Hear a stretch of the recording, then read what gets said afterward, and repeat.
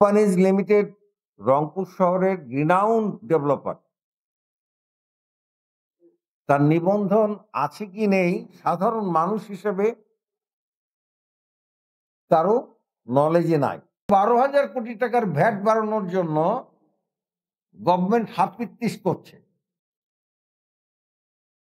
এই সেক্টরের VAT properly collection হচ্ছে না, আমি ভুক্তভোগী হিসেবে জানলাম।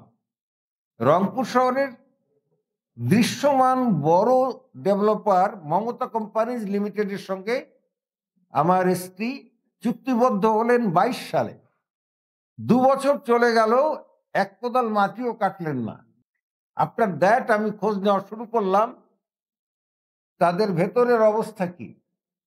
খোঁজ নিয়ে যে চিত্রটা পেলাম সেটা ভয়াবহ। রংপুর সিটি কর্পোরেশন বলল রংপুর সিটি কর্পোরেশনে কোনো নিবন্ধিত ডেভেলপার নাই। আপনারা নিশ্চয়ই জানেন 2010 সালের 48 নম্বর আইনে